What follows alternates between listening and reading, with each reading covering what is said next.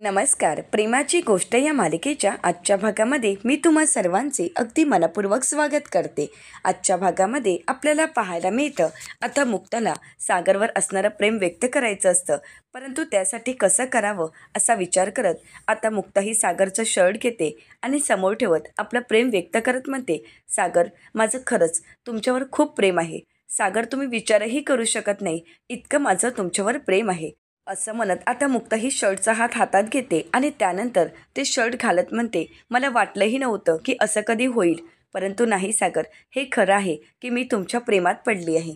आता मुक्ता शर्टला मिठी मारत सागरवर असणारं आपलं प्रेम व्यक्त करत म्हणते, सागर, मी तुमच्याशिवाय नाही राहू शकत, तुमच्याशिवाय नाही जगू शकत. आय लव्ह यू सागर. असं म्हणत आता मुक्ताही आपलं प्रेम व्यक्त करत आता आरशात पाहू लागते. मुक्ताही सागरच्या प्रेमामध्ये आकांत बुडालेली असते. आता सागरच्या समोर ते प्रेम तिला व्यक्त करायचं असतं आणि त्यासाठीच तिची प्रॅक्टिस चालू असते. आता मुक्ता शर्टला घट्ट मिठी मारून असते. त्याचवेळी मुक्ता भानावर येते. ती मागे वळून पाहते तर कोणीच नसतं.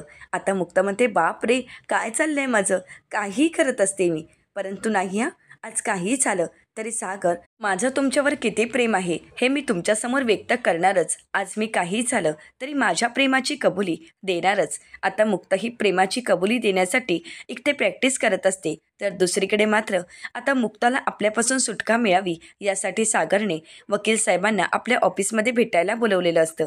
आता मुक्ताच्या नकळतच सागरने डिवोर्स पेपरवर सही केलेली असते. आता सागर ते डिवोर्स पेपर वकील साहेबांच्या हातात देतो आणि म्हणू लागतो, मी जोपर्यंत एअरपोर्टला पोचत नाही तोपर्यंत काही झालं तरी हे डिवोर्स पेपर मुक्ताच्या हाती लागायला नको. मी एकदा तिकडे पोचलो की त्यानंतर तुम्ही हे डिवोर्स पेपर मुक्ताच्या हाती द्यायचे आहेत. तर आता वकील साहेब सागरला म्हणतात, प्लीज सर, तुम्ही ऐकून तरी घ्या, या सगळ्याची काय गरज आहे आणि हे सगळं काही का करत आहात, प्लीज मला कारण कळेल का. सागर म्हणतो, प्लीज, मी तुम्हाला कारण नाही सांगू शकत. तर वकील साहेब सागरला म्हणतात, परंतु सागर सर, एकदा तरी विचार करा. सागर चिडतो आणि म्हणतो, प्लीज, मी तुम्हाला एकदा सांगितलं ना की मी तुम्हाला कारण नाही सांगू शकत, परंतु हे सगळं करणं खूप महत्त्वाचं आहे आणि ही गोष्ट आता सध्या तरी कोणालाही कळायला नको, मिहिरलाही नाही. मी जेवढं सांगितलं आहे तेवढंच करायचं. मी इथून सिंगापूरला गेल्यानंतर किंवा एअरपोर्टला पोचल्यानंतरच तुम्ही हे पेपर मुक्ताला दाखवायचे आहेत, तोपर्यंत नाहीत. तुम्ही येऊ शकता. असं म्हणत आता वकील साहेबांना तिथून जायलाच सांगतो. आता सागरला खूप वाईट वाटत असतं. सागरचं मुक्तावर जीवापाड प्रेम असतं, परंतु मुक्ताच्या सुखासाठी सागर आता मुक्ताला डिवोर्स देत असतो, परंतु मुक्ताचं सुख मात्र सागरमध्येच असतं. आता सागर मनाशीच म्हणतो, मुक्ता, मला माहीत आहे ज्यावेळी हे डिवोर्स पेपर तुमच्या हातात येतील त्यावेळी तुम्हाला खूप त्रास होईल, परंतु तो त्रास म्हणजे शेवटचा त्रास असेल. त्यानंतर माझ्यामुळे तुम्हाला कुठल्याही प्रकारचा त्रास होणार नाही आणि मी तुम्हाला त्रास देणार नाही, कारण आता मी तुमच्यापासून लांब जाणार आहे, खूप लांब, 7 समुद्रापलीकडे. असं म्हणत सागरच्या डोळ्यामध्ये अश्रू आलेले असतात, कारण मुक्ताशिवाय जीवन जगणं याचा सागरने कधी विचारही केलेला नसतो आणि सागरला या गोष्टीचा खूप त्रास होत असतो. तर दुसरीकडे मात्र मुक्ताची अजूनही प्रॅक्टिस काही संपलेली नसते. आता मुक्ता पुन्हा एकदा आरशासमोर उभी राहते आणि पुन्हा एकदा सागरला प्रेमाची कबुली कशी द्यावी याची प्रॅक्टिस करत असते. आता मुक्ता आरशासमोर उभी राहत सागरवरील प्रेम व्यक्त करत म्हणते, सागर, आय लव्ह यू. असं म्हणत मुक्ता लाजू लागते आणि पुन्हा एकदा सागरवर असणारं प्रेम व्यक्त करत म्हणते, सागर, आय लव्ह यू. असं म्हणत आता मुक्ताही सागरच्या समोर प्रेमाची कबुली देण्याची प्रॅक्टिस करत असते. तर दुसरीकडे पाहायला मिळतं, सागर ऑफिसमधून येताच सर्वांच्या नकळतच आता कपाट खोलतो आणि त्यामध्ये बरीच कॅश ठेवत असतो. आता सागरने एवढी कॅश ठेवत असताना सावनीने हे सगळं काही लपून पाहिलेलं असतं. आता सागर एवढी कॅश कपाटात ठेवत आहे हे पाहून सावनीला आश्चर्यच वाटतं. तर त्यानंतर आता सागर ज्यावेळी पासवर्ड टाकून लॉकर खोलत असतो त्यावेळी सावनीने त्या लॉकरचा पासवर्डही पाहिलेला असतो. सागर त्या लॉकरमध्ये असणारी कॅश चेक करतो आणि त्यानंतर ती पुन्हा एकदा बाहेर काढत कपाटामध्ये ठेवतो. आता हे सर्व काही लांबूनच सावनी लपून पाहत असते. आता सावनी विचार करते की सागरने एवढी कॅश कपाटामध्ये का ठेवली असावी. तर ज्यावेळी सागर पुन्हा एकदा लॉकर बंद करतो त्यावेळी त्याचा पासवर्ड काय आहे हेही सावनीने पाहिलेलं असतं. आता सागर इन्व्हेस्टमेंटचे पेपर हातात घेतो आणि म्हणतो, मुक्ता, माझ्या जाण्यानंतर तुम्हाला कुठल्याही प्रकारची कमी पडू नये यासाठीच मी हे सर्व पैसे तुमच्यासाठी ठेवले आहेत. मला माहीत आहे मी गेल्यानंतर तुम्हाला खूप त्रास होणार आहे, परंतु तुम्हाला कधीही काही कमी पडू नये यासाठीच तर मी हे पैसे इथे ठेवले आहेत. मुक्ता, मला माफ करा, परंतु हे सर्व काही मला करावं लागत आहे आणि मी जरी एक चांगला नवरा बनू शकलो नाही तरीसुद्धा मला माझी कर्तव्य आणि जबाबदाऱ्या माहीत आहेत आणि मी माझ्या कर्तव्यापासून, मी माझ्या जबाबदाऱ्यांपासून दूर नाही पडणार. काही झालं तरी मुक्ता, मी माझी जबाबदारी पार पाडणार आणि आज या जबाबदारीला मी सुरुवात केली आहे. आणि आज हे इन्व्हेस्टमेंटचे काही पेपर आहेत ते तुमच्या आणि सईच्या नावे केले आहेत. असं म्हणत आता सागर तेही पेपर तिथे फाईलमध्ये ठेवतो आणि त्यानंतर सागर सर्वांच्या नकळतच पुन्हा एकदा कपाट लॉक करतो आणि तिथून निघून जात असतो.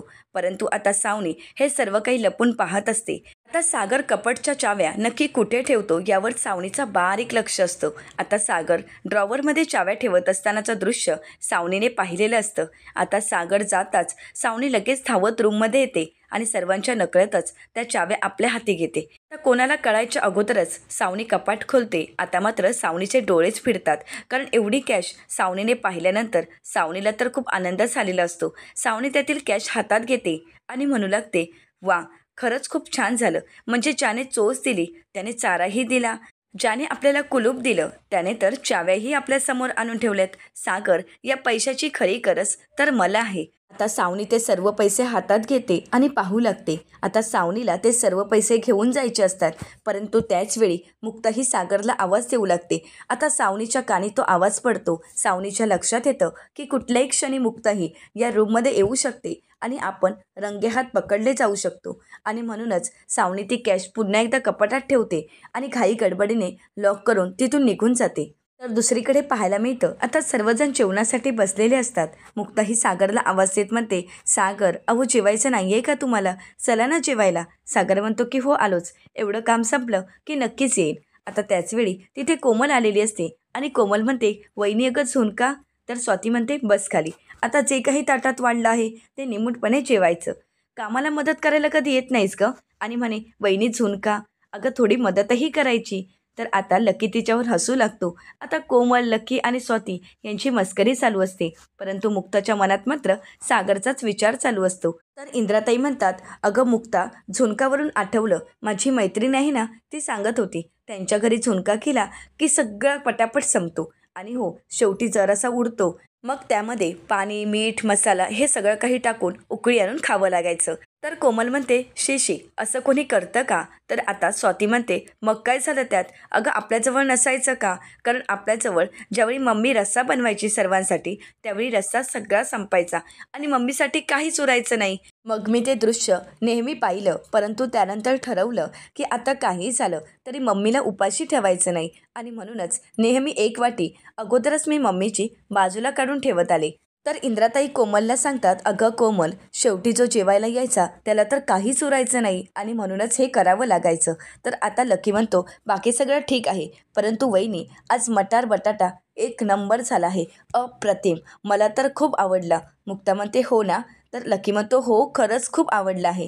आता सर्वांच्या चेहऱ्यावर आनंद असतो, परंतु सागर मात्र उदास असतो. आता सागरच्या मनातील ही भावना मुक्ताने अगदी नीट ओळखलेली असते. सागरचं नक्कीच काहीतरी झालं आहे की ज्यामुळे सागर अस्वस्थ आहे हे मुक्ताच्या लक्षात येतं. मुक्ता ही राहून राहून सागरकडे पाहत असते. सागर नक्की स्वतःला का त्रास करून घेत आहे याचा मुक्ता विचार करू लागते. तर इंद्राताई म्हणतात, कसं आहे ना, जेव्हा मागून जेवायला बाई बसते त्यावेळी मात्र त्या बाईला जेवणासाठी काहीच उरत नाही. आता ह्या मुक्ताचंच बघा ना, हिला आपण नेहमी सांगतो की आमच्यासोबत जेवायला बस, परंतु नाही, हिला तर नंतरच जेवायला बसायचं असतं आणि आता हिला काही उरलं नाही तर मग ही काय जेवणार आहे?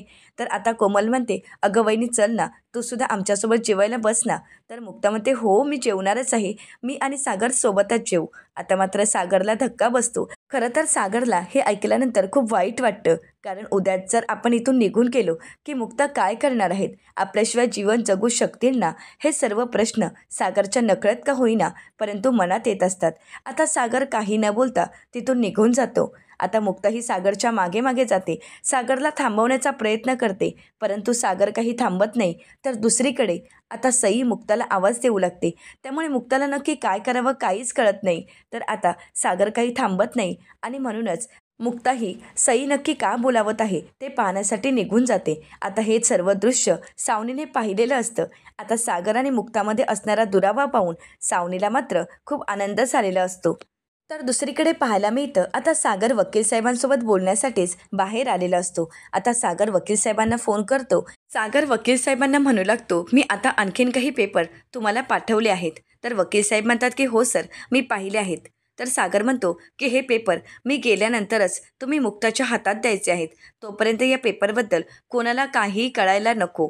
मी जी काही माझी इन्व्हेस्टमेंट आहे ती सर्व इन्व्हेस्टमेंट मुक्ता आणि सईच्या नावावर केली आहे आणि त्यामुळे हे सर्व काही त्यांच्यासाठी आहे हे त्यांना मी गेल्यावरच कळायला हवं.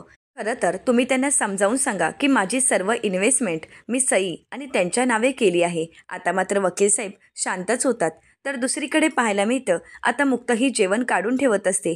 त्याचवेळी इंद्राताई तिथे येतात आणि मुक्ताला विचारतात, अगं मुक्ता, तू हे काय करत आहेस? जेवण का काढून ठेवत आहेस? अगं तू आणि सागर अजून जेवायचे आहात ना?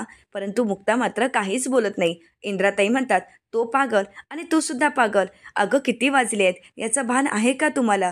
अगोदर जेवून घ्यायचं ना. नाही, तुमची तर तुम्हाला कामं महत्त्वाची आणि नंतर जेवण. आणि आता सागऱ्या कुठे गेला आहे? तोही कुठे दिसत नाही आहे. फोन कर त्याला आणि बोलावून घ्या आणि दोघंही अगोदर जेवून घ्या. मुक्ता म्हणते की हो, मी करते फोन. तर इंद्राताई तिथून निघून जातात. आता मुक्ता ही सागरला फोन करायला घेते, परंतु सागरचा फोन मात्र बिझी असतो. आता मुक्ताला मात्र धक्काच बसतो. मुक्ताच्या मनात विचार येतो की एवढ्या रात्री सागरचा फोन व्यस्त का येत आहे? नक्की कोणाचा फोन आला असेल? सागरचा फोन एवढ्या रात्री व्यस्त येत असल्यामुळे मुक्ताला सागरची खूप काळजी वाटत असते. तर दुसरीकडे पाहायला मिळतं आता सागर आणि वकील साहेब यांचं बोलणं चालू असतं. तर वकील साहेब सागरला म्हणतात, सर प्लीज माझं एकदा ऐकून घ्या. मी काय म्हणत आहे, तुम्ही जे काही निर्णय घेत आहात त्या अगोदर प्लीज एकदा तरी विचार कराल का? सर प्लीज असे घाईघाईने निर्णय घेऊ नका. एकदा या सगळ्या गोष्टीचा विचार करा आणि मगच निर्णय घ्या. आता मात्र सागर काहीच बोलत नाही. त्याचवेळी सागरला मुक्ताचा फोन येत आहे हे सागरने पाहिलेलं असतं आणि म्हणूनच सागर वकील साहेबांना म्हणतो, माझी कारणं तुम्ही समजू शकत नाही, परंतु आपण नंतर बोलू. असं म्हणत सागर फोन कट करतो आणि त्यानंतर मुक्ताचा फोन घेतो. मुक्ताही सागरला म्हणते, हॅलो सागर, अहो काय, कुठे आहात तुम्ही? सागर म्हणतो, मी आत्ता ऑफिसला आलो आहे. आता मात्र मुक्ताला धक्का बसतो. मुक्ता विचारते, काय? सागर, अहो एवढ्या रात्री आणि ऑफिसला, नक्की काय घडलं आहे? सागर म्हणतो, नाही, एक महत्त्वाचं काम होतं आणि त्यासाठीच मला ऑफिसला यावं लागलं. मी फोनवर बोलतच खाली आलो आणि अचानकच मला ऑफिसला निघावं लागलं. मुक्ता म्हणते, परंतु सागर, अहो तुम्ही जेवलाही नाही आहात, काहीच खाल्लं नाही आहे आणि तसेच तुम्ही ऑफिसला निघून गेलात. तर सागर मुक्ताला म्हणतो की हो, महत्त्वाचं काम आलं आणि ते खूप महत्त्वाचं होतं आणि त्यासाठीच मला आता ऑफिसला यावं लागलं. परंतु तुम्ही काळजी करू नका, तुम्ही जेवून घ्या, मी पण जेवून घेईन. तर आता मुक्ता म्हणते, सागर तुम्ही माझी काळजी करू नका. अहो तुम्ही स्वतःची काळजी घ्या ना. तुम्ही स्वतःची जराही काळजी घेत नाही आहात, स्वतःच्या तब्येतीचा विचारही करत नाही आहात. अहो आता तुम्ही उपाशी आहात आणि ऑफिसला जाण्याची काही गरज होती का सागर? खरंच सागर, एवढं महत्त्वाचं काम होतं का? एकतर उद्या तुम्ही सिंगापूरला जाणार आहात. आपल्याकडे बोलायलाही कमीच तास उरले आहेत. आता मात्र सागरलाही खूप वाईट वाटतं. मुक्ताही सागरला म्हणते, काम पटापट संपवा आणि घरी या लवकर. सागर म्हणतो की हो. मुक्ता म्हणते, मी तुमची वाट पाहत आहे सागर. सागर म्हणतो, ठीक आहे, मी येतोच. असं म्हणत आता सागर फोन ठेवतो. परंतु सागरच्या मनाला खूप वाईट वाटतं. सागर मनाशीच म्हणतो, मुक्ता बरोबर म्हणाल्यात, काही तासच उरले आहेत आमच्या हातात आणि तो वेळ मी त्यांना द्यायला हवा. परंतु नाही, मी फक्त त्या वेळाचा दुरुपयोग करत आहे. आज मुक्तांना माझी गरज आहे, परंतु मी मुक्तापासून लांब पळण्याचा प्रयत्न करत आहे. सागर मनाशीच म्हणतो, निर्णय मी घेतला आहे, त्यांनी नाही. मग माझ्या या निर्णयाचा त्रास त्यांना का? नाही, माझ्यामुळे त्यांना त्रास झालेला मला नाही सहन होणार आणि मी त्यांना कुठल्याही प्रकारचा त्रास देणार नाही. त्यांचा मौल्यवान वेळ मी असा हिसकावून नाही घेऊ शकत आणि माझ्या वागण्याचा त्रास त्यांना का? असा विचार करत आता सागर मुक्ताशी बोलण्यासाठी जात असतो. परंतु सागर पुन्हा एकदा पाऊल मागे घेतो आणि विचार करत म्हणतो, असा नाही तसा तर माझ्यामुळे मुक्ताला त्रास होणारच आहे ना. आज जरी मी मुक्ताला सावरण्याचा, त्यांना वेळ देण्याचा प्रयत्न केला तरीसुद्धा उद्या मी मुक्तापासून कायमचा दूर निघून जाणार आहे आणि त्यामुळे मुक्ताला जास्त त्रास होणार आहे आणि जो त्रास मी पाहूही शकत नाही आणि सहनही करू शकत नाही. मी त्यांच्यापासून लांब राहिलो तरीही त्रास आणि जवळ राहिलो तरीही त्रास. मुक्तांना आता मी तिथे हवा आहे, कारण त्यांना माझ्यासोबत असण्याची आणि राहण्याची सवय झाली आहे. परंतु आता त्यांनी माझ्याशिवाय जगण्याची, माझ्याशिवाय राहण्याची सवय करून घ्यायला हवीत आणि त्यासाठीच मला आता त्यांच्यापासून दूर तर राहावंच लागेल. आता जर मी त्यांच्या समोर गेलो तर माझा हा उतरलेला चेहरा पाहूनच मुक्ता ओळखतील की नक्कीच काहीतरी घडलं आहे आणि त्यामुळे मुक्ता मला जाऊही देणार नाहीत. नाही, आता शेवटच्या क्षणी अशी हार मानून नाही चालणार. मुक्ता, हे सगळं काही तुमच्या भल्यासाठी, तुमच्या सुखासाठी मी करत आहे याची जाणीव तुम्हाला नक्कीच होईल. परंतु आता मला हे सगळं काही करावं तर लागणारच आहे असा विचार करत सागर काही घरी येत नाही. तर दुसरीकडे मात्र मुक्ताही तयार होऊन सागरची वाट पाहत असते. आता मुक्ताही पुन्हा एकदा आरशासमोर उभी राहते आणि सागरवर असणारं प्रेम व्यक्त करत म्हणते, सागर, कित्येक दिवस झाले ही गोष्ट माझ्या ओठावर येऊन थांबली आहे, परंतु आता हीच गोष्ट मला तुम्हाला सांगायची आहे. सागर, खरंच माझं अगदी मनापासून तुमच्यावर प्रेम आहे. सागर, आत्तापर्यंत माझ्या नजरेत, माझ्या हसण्यात तुम्हाला माझं प्रेम जाणवलं असेल, परंतु आता मी तुम्हाला प्रत्यक्ष सांगणार आहे की ही मुक्ता सागर कोळी, सागर जयवंत कोळी यांच्या प्रेमात आकंत बुडाली आहे आणि हे माझं तुमच्यावर असणारं प्रेम आता मी तुमच्यासमोर व्यक्त करणार आहे. सागर, खरं तर आता तुमच्याशिवाय माझं आयुष्यच नाही. तुमच्याशिवाय माझं आयुष्य म्हणजे माझं आयुष्य अपूर्णच, असं म्हणत आता मुक्ताही सागरवर असणारं प्रेम व्यक्त करत असते. तर दुसरीकडे पाहायला मिळतं सागरचंही मुक्तावर अगदी जीवापाड प्रेम असतं, परंतु मुक्ताच्या सुखासाठी, तिच्या आनंदासाठी सागरने तिच्यापासून दूर जायचं ठरवलेलं असतं. परंतु आठवणी, सागर आणि मुक्ताच्या असणाऱ्या आठवणी सागरच्या सगळ्या काही लक्षात येतात. सगळ्या काही आठवणी त्याला आठवू लागतात. ते सर्व दृश्य सागरला डोळ्यासमोर दिसू लागतात. होळीचा रंग खेळत असताना दोघांनी एकमेकांच्या स्पर्शाने लावलेला रंग, तर मुक्ताने प्रेमानेच भरवलेला घास, प्रत्येक अडीअडचणीच्या वेळी मुक्ताने दिलेला हात, मुक्ताने दिलेली साथ, हे सर्व काही सागरला आठवत असतं. त्या सर्व आठवणी आठवून सागर खूप भावूक होतो, कारण कितीही दूर जाण्याचा प्रयत्न केला तरी आठवणी काही आपली पाठ सोडणार नाहीत. कारण जरी कागदोपत्री आपलं नातं संपलं तरीसुद्धा आठवणींचा कप्पा हा कायमच भरलेला असणार हे सागरला चांगलंच माहीत असतं आणि म्हणूनच सागरला खूप वाईट वाटत असतं. त्याला मुक्तासोबत घालवलेले प्रत्येक क्षण आठवू लागतात.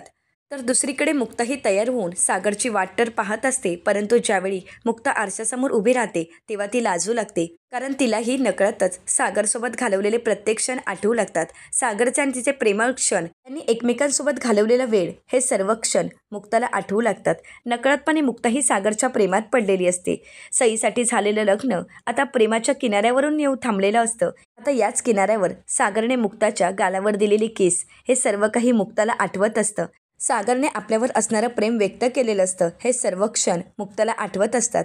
तर दुसरीकडे सागरच्याही आठवणी जाग्या झालेल्या असतात. आठवणींना उजाळा मिळालेला असतो. सागरला मुक्तासोबत घालवलेले रोमॅन्टिक क्षण आठवू लागतात. ते सर्व क्षण आठवत असताना नकळतपणे सागरच्या डोळ्यातून अश्रू येत असतात. त्याला खूप वाईट वाटत असतं. मुक्तापासून दूर जाणं हे सागरनेही कधी स्वप्नात विचारही केलेला नसतो. दुसरीकडे मुक्ताही लाजत असते आणि ती सागरची वाट पाहत असते. तर इकडे सागरला मुक्ताने आपल्यासाठी दिलेलं सरप्राईज गिफ्ट आणि त्यावर मुक्ता म्हणालेले शब्द सागरला आठवत असतात. मुक्ताने सागरच्या हातामध्ये ब्रेसलेट घालत असताना मुक्ताही सागरला म्हणालेली असते, प्रेम आणि विश्वास या दोघांमध्ये फक्त विश्वासघातच आपल्या वाट्याला येतो असं नसतं, तर प्रेम की ज्यामुळे आपलं नातं घट्ट होत असतं आणि एक नवीन वळण त्याला मिळत असतं, हे सर्व काही सागरला आठवत असतं. ते आठवूनच सागरच्या डोळ्यामध्ये अश्रू येतात. त्याला खूप वाईट वाटतं. तर दुसरीकडे मुक्ताही सागरच्या येण्याची वाट पाहत असते. आता खूप उशीरही झालेला असतो, परंतु अजूनही सागर घरी आलेला नसतो. मुक्ता म्हणू लागते, स्वामी, सागर नक्की कुठे राहिले आहेत? ते लवकरात लवकर घरी येऊन देत. मला त्यांच्याशी खूप काही बोलायचं आहे. माझं त्यांच्यावर असणारं प्रेम मला व्यक्त करायचं आहे. मी त्याला फोन करूनही खूप उशीर झाला आहे, परंतु अजूनही सागर आले नाहीत. काय करू का फोन? परंतु मुक्ता पुन्हा एकदा विचार करत म्हणते, नाही, नको. सगळं काही अचानकच घडलं आहे की त्यांना ऑफिसमधील कामंही सगळी काही आवरूनच जावी लागतील आणि म्हणूनच कदाचित उशीर होत असेल. अशी मनाची समजूत काढत आता मुक्ताही सागरची वाट पाहत असते. तर दुसरीकडे सागर मात्र मुक्ताच्या आठवणींमध्ये अस्वस्थ झालेला असतो. मुक्तापासून दूर जाणं हे सागरलाही सहन होत नाही. तर दुसरीकडे सागरचं घरी न येणं हे मुक्ताला सहन होत नसतं. आता मुक्ताही राहून राहून घड्याळ पाहत असते आणि सागरची वाट पाहत असते. आता सागरची वाट पाहतच मुक्ता झोपी जाते. दुसरीकडे सागर मात्र मुक्ताच्या आठवणीमध्ये अगदी हरवून गेलेला असतो. मुक्ताच्या आठवणींमुळे सागरच्या डोळ्यामध्ये सतत अश्रू येत असतात, कारण मुक्तापासून आता आपल्याला वेगळं व्हायचं असतं. तर आता पुढील भागामध्ये आपल्याला पाहायला मिळतं सागर एअरपोर्टला पोहोचलेला असतो. त्याचवेळी मुक्ताच्या हाती डिवोर्स पेपर लागलेले असतात. आता मुक्ता धावतच एअरपोर्टवर पोचते आणि सागरला म्हणते, सागर नको ती हिंमत बायकोसमोर दाखवायची नाही. तुम्ही मला डिवोर्स देताय. तुम्ही जर असा करण्याचा प्रयत्न जरी केला तरी. तर सागर म्हणतो तरी. तर आता मुक्ता मात्र सागरच्या समोरच ते डिवोर्सचे पेपर फाडते आणि सगळे काही फेकून देते. आणि ते पेपर फेकतच मुक्ता ही सागरच्या मिठीत जाते. सागरला घट्ट मिठी मारते. तर आता सागरही मुक्ताला मिठी मारतो. मुक्ता म्हणू लागते, माझ्यापासून दूर राहण्याचा किंवा मला सोडून जाण्याचा सागर विचारही करू नका. आता मात्र नकळतपणे का होईना सावनीचा डाव फसलेला असतो आणि मुक्ता आणि सागर एकत्र आलेले असतात. आता पुढे नक्की काय होणार हे पाहणं अतिशय रंजक ठरणार आहे. आता अशाच मालिकांचे नवनवीन अपडेट पाहण्यासाठी चॅनलला नक्की सबस्क्राईब करा. धन्यवाद.